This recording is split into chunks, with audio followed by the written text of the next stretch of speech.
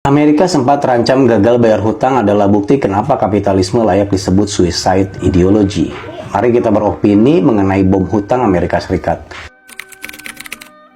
Semua ini sebenarnya diawali dengan keberanian Amerika dalam berspekulasi, sebagaimana yang dilakukan Presiden Nixon ketika menetapkan dolar tidak lagi di backup emas, yang dikenal dengan peristiwa Nixon Shock. Dan sekarang spekulasi ini diulang kembali. Di tengah situasi dolar yang meragukan, Amerika mencetak ratusan triliun dolar yang dilakukan dengan alasan mengantisipasi dampak COVID-19 lalu, yang kemudian malah menyebabkan suku bunga naik. Dan akhirnya harga-harga naik sehingga berimbas pada banyaknya usaha yang gulung tikar alias bangkrut. Kelihatannya spekulasi Amerika kali ini akan menjadi bumerang bagi dolar.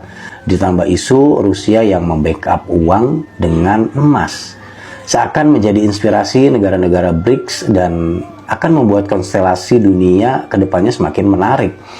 Rusia mulai menjajaki mematok mata uang dengan emas, yang mana gagasan itu dikemukakan pada April 2022 lalu secara terbuka oleh salah satu orang paling kuat di Rusia, Sekretaris Dewan Keamanan Nikolai Patrushev. Sementara itu yuanina telah menjadi mata uang cadangan de facto di Rusia, sehingga dolar menjadi tidak terlalu berarti lagi bagi sebagian dunia saat ini, yang mana selama ini dolar secara eksistensi mencengkeram dunia sejak Perang Dunia Kedua.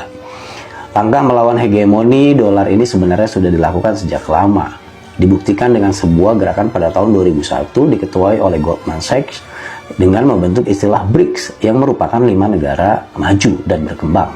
Istilah BRICS merupakan akronim 5 negara, diantaranya adalah Brazil, Rusia, India, Cina, dan South Africa.